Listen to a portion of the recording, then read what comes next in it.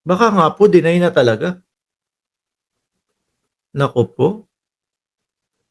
Tingin ko ang susunod na hakbang ni Harry Roque dito ay magtatago na naman ho ulit mga kababayan. Malamang ho yan, ano? Tuloy ko 'to, eto namang isa, itutuloy ko 'no, kasi meron pang laman ito, eh. Oh, sabi dito sa update, nandoon nga daw yung mismong, Court of Justice ng European Union sa Luxembourg. It should be noted that Mr. Roque himself has announced several times his plan to elevate or appeal his asylum request to a higher international court in the event his initial attempt is set aside. Arugoy, naigilid lang. Sabi siguro, hindi ka pwede. Bakit naman po, sabi ni Roque? Kasi kasinungalingan lang yung sinasabi mo. Yung sinasabi mong ginigipit ka ng gobyerno ninyo sa Pilipinas, wala naman palang katotohanan. Ang totoo, ayan pinakita sa amin ng Department of Justice ng Pilipinas na ikaw ay may tinakbuhan doon sa Congress, no? Hindi mo ipinaliwanag, nagyabang ka pa na meron kang papeles na ipapakita tapos wala naman. 'Di ba? Mas madali ho kasi mga kababayan na ipakita yung mga ebidensya na si Roque ay hindi naman po talaga ginigipit ng gobyerno ng Pilipinas kaysa doon sa sinasabi ni Roque. 'Di ba Linda Amor at Queen Lioness? At Bianca Villorente? It should be noted that Mr. Roque himself has announced several times his plan to elevate appeal his asylum request to higher international court in the event his initial attempt is set aside. He was accompanied by another propagandist. Naku, si ano yun? Si Maharlika siguro yun, ano? Kasi ayan yung nakita natin na meron silang gaganapin na lunch o siguro lunch or dinner na may bayad ng $35, si Maharlika, yung kasama niya, katandem niya eh. He was accompanied by another propagandist. Could he be assisting her, perhaps, for her own asylum attempt? Vega said, or is this a mission to test the water and file that appeal? A strange coincidence when the Dutch IND Immigration Service reportedly forwarded earlier this week his asylum ipinasa na po yung kanyang asylum doon po sa Germany, no? Na nag-issue sa kanya ng Schengen visa. Actually, nakita ko si Roque, mga kababayan. Nandito ba yun? Naipasa ko ba yun? Hindi yata. Nakita ko si Roque, nandoon sa gilid, parang sa restaurant, nakaupo, nasa gilid lang, ini-interview ni Maharlika. Wala na. Stress na ho, mga bossing.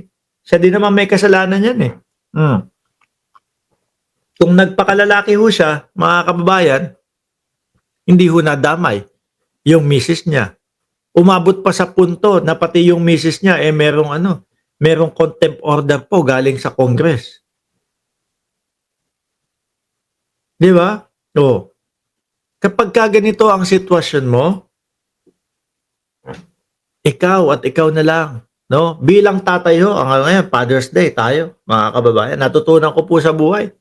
No, hangga't kaya mong pasanin yung problema, pasanin mo. Kapag kailangan mong humarap doon sa problema nang hindi na madamay ang iyong pamilya at hindi na masama ang iyong pamilya, harapin mo. No? Magpakalalaki tayo, mga bossing. Huwag manglalaki. Di ba? Magpakalalaki tayo. Huwag na tayong umabot sa punto na pati yung misis, pati yung asawa, pati yung anak, madadamay pa. Tingnan nyo, lahat nahugot sa kanya. Pati yung biyancham na pangalan ng kanyang mga anak. Di po ba? Magpakalalaki. Tumindig. Tumindig. Tignan nyo nga si Senadora Leila de Lima, pagkarami-rami na inimbentong kaso sa kanya. Talagang tinindigan niya mga kababayan. Talagang sinigurado niya na matatapos. Natapos Ngayon, malaya. Ngayon, congresswoman mga bossing Chipamo, sir. Harapin. Doon matatapos ang problema. Harapin.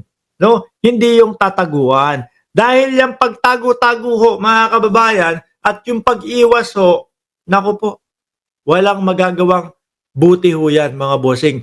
Ang nangyayari lang po ay lalo lang pong tumatagal yung problema, mga kababayan, hindi po nasusolusyonan. Lalo lang pong tumatagal. Dahil pag sa oras na ikaw ay nahuli, doon ka pa lang mag-uumpisa na solusyonan yung problema mo. Pinahaba mo lang yung pagiging stress mo. Di ba? Mga kababayan, pinahaba lang ni Roque yung kanyang pagiging stress ho, mga kababayan. Alisin ko na to si Roque. Ano po, eto, ulitin ko ha. Nasaan daw sila? O baka gusto nyo sumama, mga DDS. O, ay hindi, nasa Pilipinas pala yung iba. O, nandyan daw sila, meet and greet ng super duo, Attorney Harry Roque and Maharlika. O yun, kasama daw nung isa pang propagandista na si Maharlika, June 15, alas 5. O, ng hapon. Entrance 3590.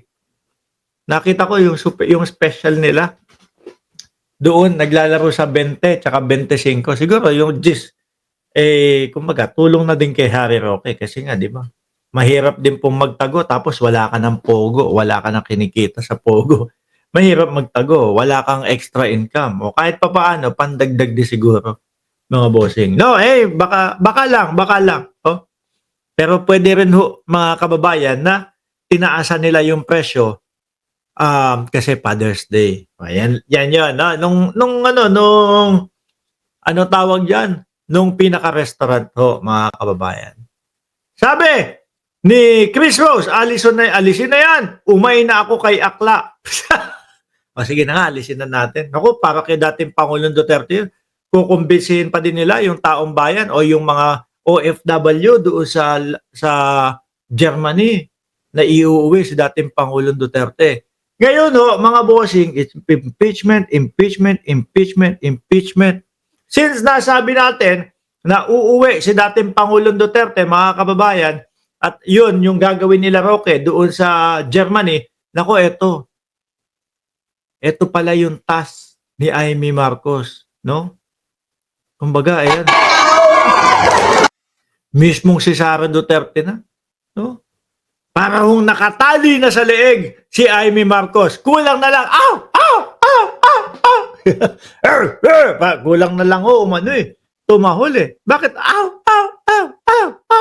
Father's Day ho ngayon, mga kababayan. Baka may mga kapitbahay kayo na naririnig na nag-aaw-aw. O hayaan nyo na, huwag nyo nang pasinin. Father's Day ho ngayon, mga bossing.